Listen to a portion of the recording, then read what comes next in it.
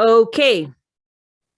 The third module, again, if we were in person, right, this would be going differently and it would actually take longer. I think in future sessions of this program, I suspect I'll push it into multiple days.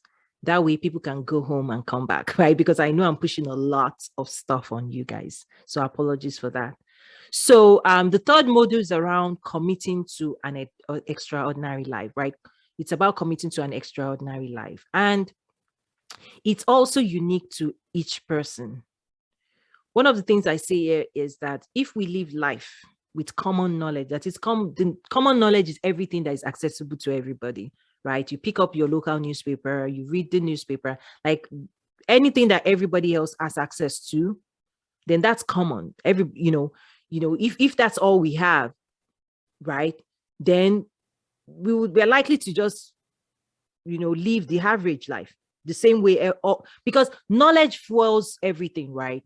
So, for example, being in this class, the things you've just been exposed to will make you think differently, may shift you, and in a way may change you forever, right? But people that are not exposed to this kind of knowledge will not be transformed. So part of being transformed and living a life that is different than average or above average requires us to actually pursue a new kind of knowledge. I say that success is attainable by anyone, right, that lives by its principles. They're actually principles of success. And it's about practice, it's about taking charge, it's about mindset, it's about counting the cost, paying the price. It's about daily practices and all of those things that I've put together in this program. So my first question to you is, what is your extraordinary life? Like what is it? What does it look like for you? Right? What is that life that you're saying, you know what, I want something different. And this is what it's going to look like. Again, use the power of clarity to design that. The other thing on this slide is me challenging you to say, map your 360 focus. And what you see here is, I said, A, B, C, D.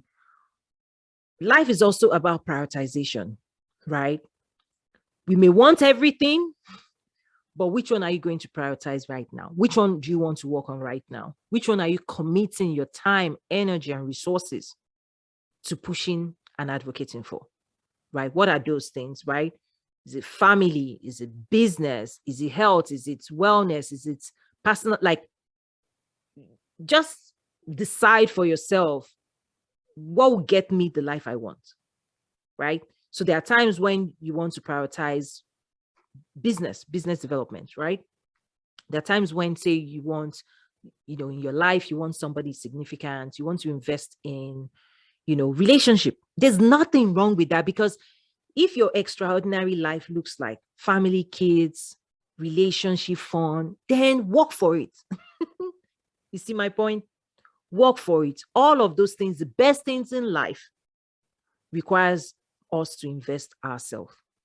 The best things in life, raising kids, building a business, investing in relationship, growing your asset base, everything requires investment. And when people don't invest in those things, they get what they get, right? Even in relationship, right? If you're not committed to another person, nobody's going to commit to you, right? We all want to be loved. We all want to be liked. We all want to be seen. We all want to be nurtured. We all want to be served. We all want to be, everybody wants it. So the day you decide that is the extraordinary life you want to pursue part-time, then are you ready to prioritize it? You have to. Because when it comes to whether raising another human being or being in relation with another being, you can't go with default. Default will get you default, right? Default will get you average. So that's also something I'm calling out, is this idea that whatever that extraordinary life is, for me, I always think about 360 focus. I have a women's ministry called the 360 Women, because women have been Maybe this is not the purpose of today, but let me just chip it in that I believe women face unique challenges as well. The work, the conversation around work life, home life, right? Is this idea that, if you're a woman listening to me, you get to design what you want. Nobody gets to dictate, like, at least don't give people power to tell you what you should want. It's also back to the power of your desire. What do you desire? And go after it and get it and structure it and invest in it and then leave it and enjoy it. Right? That's what this is about, is that it's your life. It's what you want out of that life. It's what you want it to look like. It's what you want it to feel like. But no, it's going to cost you. You have to invest in it. You can't go to a bank and say, I want $1 million if you didn't put $1 million there or $1 million there, right? So you can't go into a relationship and extract affection and all of those things without you having banked, put something there. The same thing in business. You can't tell a business to start producing certain things for you when you haven't put anything into it. It's a principle. It's sometimes people want to abuse this and it doesn't work. It never works. It never comes out well.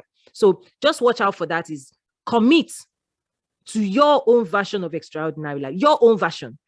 That's why I started with let your imaginations go wild, in the sense of whatever that version is, the moment you see it and you can commit to get there, things start shifting, because every single day you are solving that equation for yourself. It's X plus Y equal to, I want it to be equal to my extraordinary life. Then you start solving that equation.